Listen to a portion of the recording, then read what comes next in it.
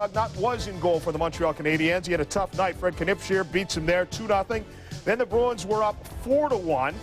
And the Habs came out strong. Mike Keane drives towards the net and finds an opening through Riendo. 6 seconds later, Gilbert Dion scores off the night feed from DiPietro. 4-3 within one, but Glenn Murray puts the nail in the coffin right there with a wrist shot. Bruins tack on another 6-3 is the final there. Washington against Pittsburgh. Jim Schoenfeld was looking on. The goaltenders were tough early. Barrasso with the stop there. Beaupre had the shutout on the day. Mario Lemieux couldn't get through. And then Hatcher with a little chop there. Lemieux goes down like a ton of bricks. Joe Ricci then takes the game into his hands, scoring on the wrist shot there from the face-off circle midway through the second. Jim Schoenfeld has the... Imagine if it's not bad enough that Marc Messier knocks you out cold on the ice, the ambulance crew drops you on national television. That's pretty much a blur just from the previews on the news and the replays of that, but it was a good thing I was still sleeping. That's the only rest Mike Modano's going to get all season. He's the Stars' main man, scoring nearly twice as many goals as anyone on his team. I like to be, spoken in the same sentence as Lemieux and Gretzky and Yzerman, and there's certain goals you just kind of you strive for every day. I love the open ice, I love the skating and the stick handling, and when you can do it all in one, the speed and the carrying of the puck and all the passing and receiving, I think that part of the game, excites me a lot.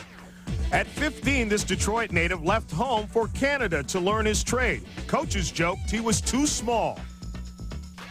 And I knew that hockey was my life and what I was going to do for the rest of it. At 18, he was the best puck handler around and picked #1 overall in the '88 draft by the Minnesota North Stars. But Mike surprisingly turned them down to play another year of junior hockey in Canada.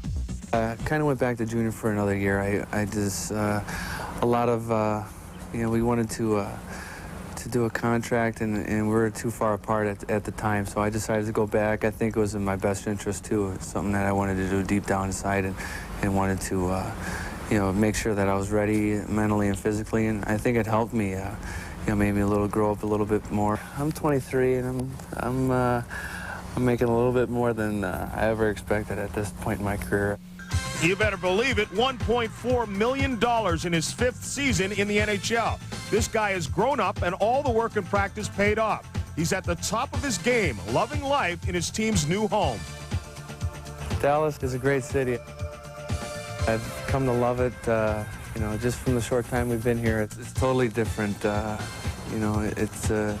You wake up to weather like this, it gets you, puts you in a good mood, and compared to, Minnesota or cities in Canada where you gotta go out 15-20 minutes early just to warm your car and to go to work.